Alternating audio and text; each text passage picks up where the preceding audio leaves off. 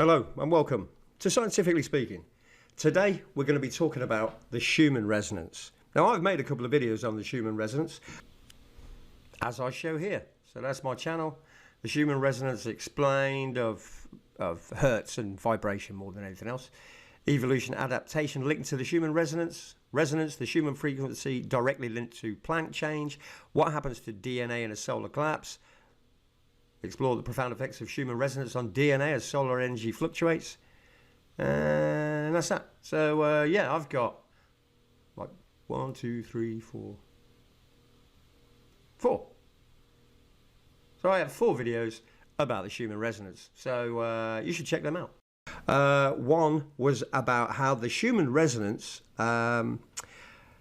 actually holds DNA in place. This was an experiment by the Thunderbolts project. The guy's face is in my head. I can't remember his name. Big old beard, older guy. And his video showed that if you took the hertz range from DNA and then you recreated the hertz range in a lab and put in the DNA, but it's all broken up, it would reform the DNA how it was supposed to be, as in the original DNA. So it was shown that the Shuman resonance actually holds your DNA in place. And I've said that if the Shuman resonance changes, it'll affect different parts of your DNA. And that's how you get supposed evolution, adaptation. Something other than a chicken is going to come out of that chicken because the Shuman resonance is actively activating different parts of your DNA. So different looking humans, different DNA sequence due to a differing Schumann. That's the kind of stuff I've said about the Shuman resonance. So, you know, the Shuman resonance I know is doing something.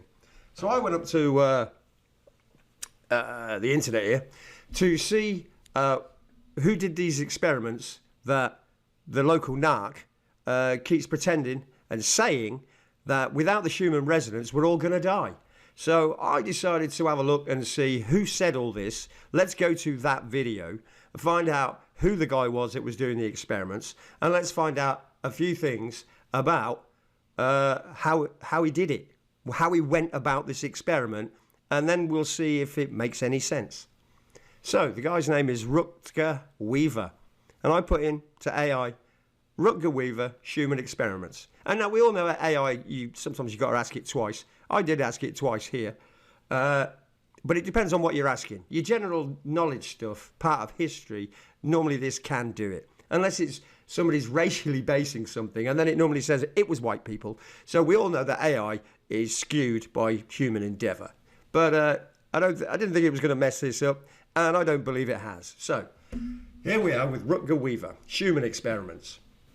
Rutger Wever was a prominent German chronobiologist known for his extensive research on human circadian rhythms, conducted primarily at the Max Planck Institute for Behavioral Physiology.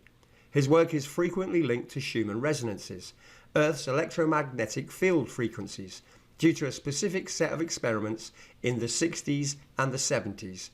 And we all know how a lot of experiments in the 60s and 70s that we see in black and white film have turned out to be bogus.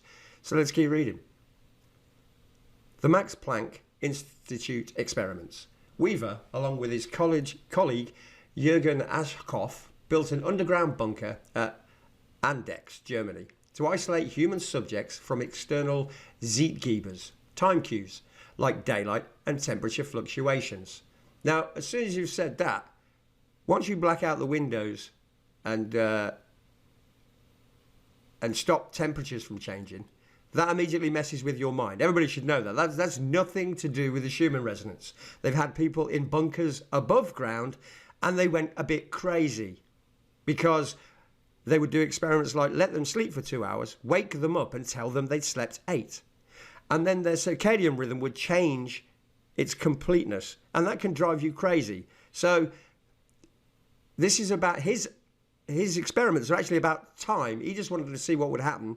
That's why he's a chronobiologist. It's about what happens to the body in time. He then says, I'm going to dig a hole and do this. So far they got rid of daylight and time. Now, circadian rhythms. They found that in total isolation, human biological clocks typically shifted to a free running cycle of approximately 25 hours rather than 24. Shuman Resonance. One of the bunkers was magnetically shielded to block naturally occurring electromagnetic fields, including the 7.83 Hz Shuman Resonance. Key finding. Wever reported that subjects in the shielded bunker experienced significant physiological and psychological distress, including headaches and disrupted sleep patterns cycles. When a weak 10 Hz electromagnetic field near the Shuman resonance frequency was artificially introduced into the shielded environment, the subject's circadian rhythms stabilized and their health systems reportedly improves. And that's okay. Okay.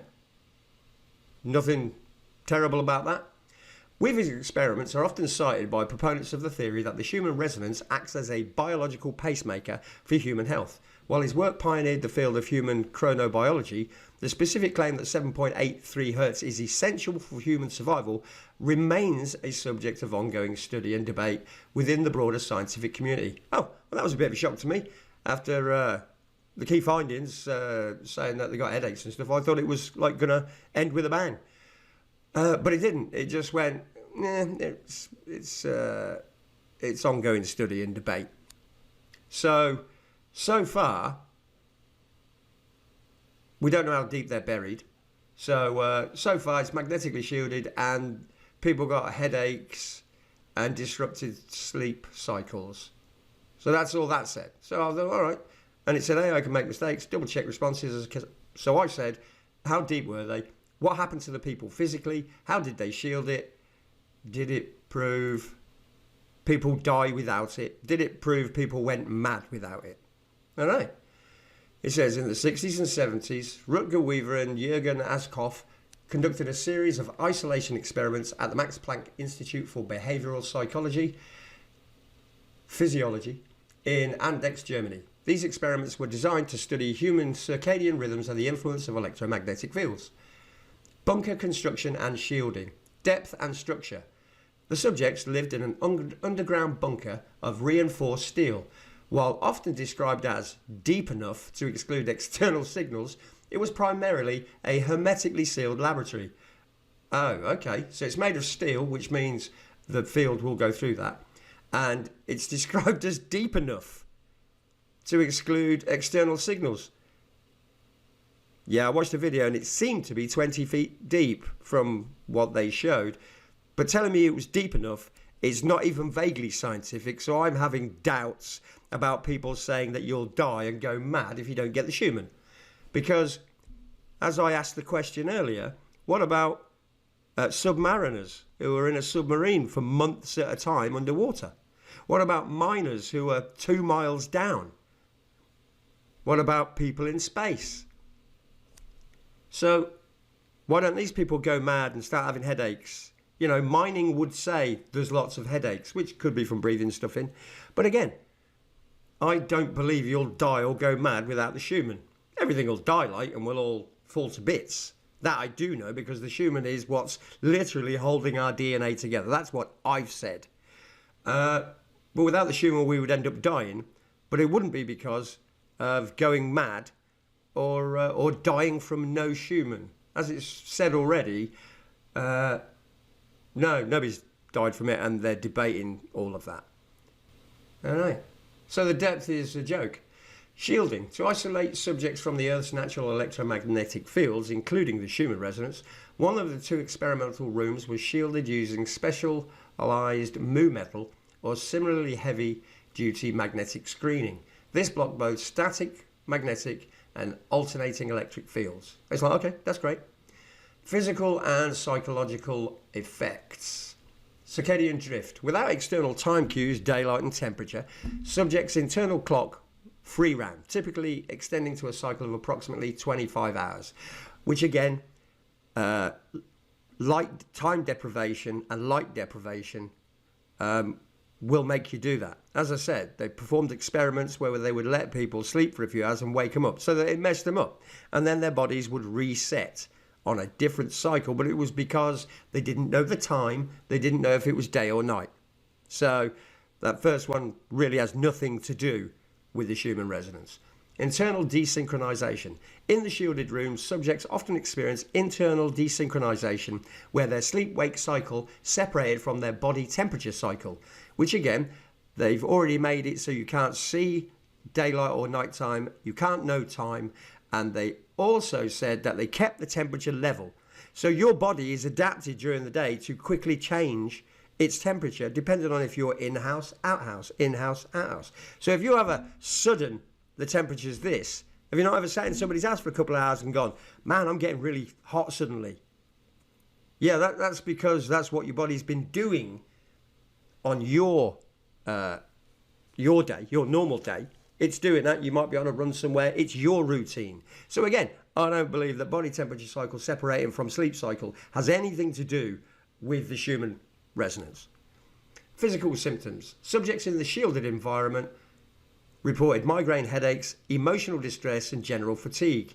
Time and temperature deprivation will bring on emotional distress and headaches.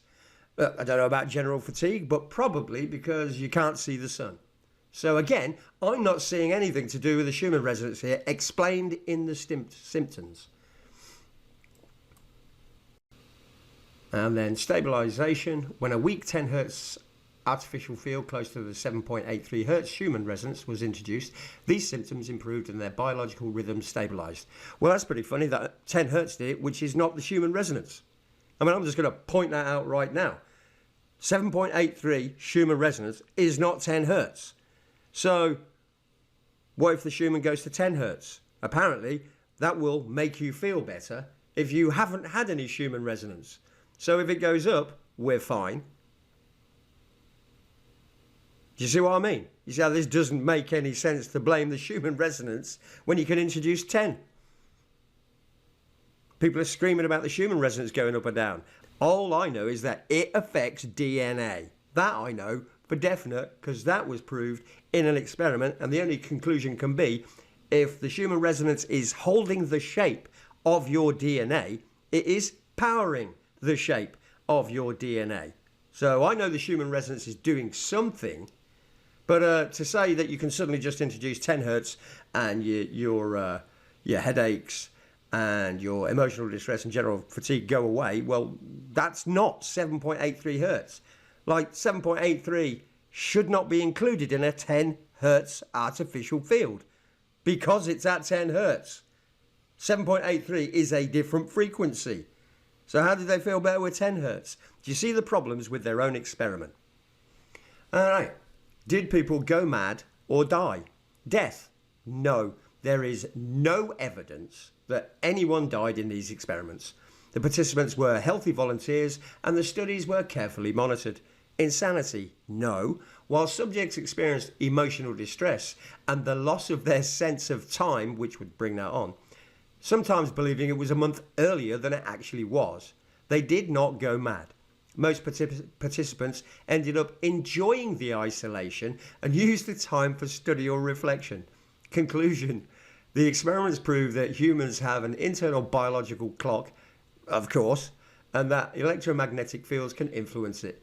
But they did not suggest that life is impossible without the Schumann resonance. Now, you got to remember, the Schumann resonance is only 7.83. So there's a billion other resonances bouncing around. The Schumann resonance is made up of at least 3 different numbers.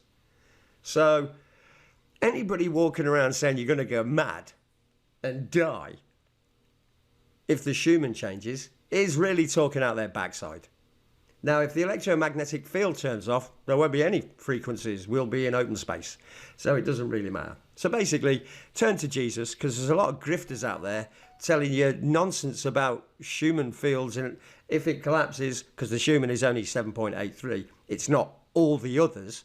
So you're going to be fine. Listening to people who tell you you're going to die and you have to learn the knowledge of pulling your magnet over your head to survive a micronova, yeah, you should avoid those people. Thanks very much. My name is Lee.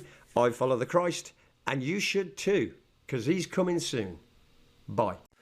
You're never going to believe this. He just said the muon was the center of an atom. Again.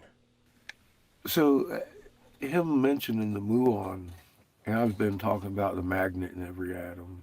Magnet in every atom. That's all I ever talk about. I don't specify muon, but it's a muon in the center of the atoms, the magnetic moment created by the electron. Either way, they've all got magnets in them, but it's a muon in the center of the atoms, but it's a muon in the center of the atoms, but it's a muon in the center of the atoms. Grifters lie and never change.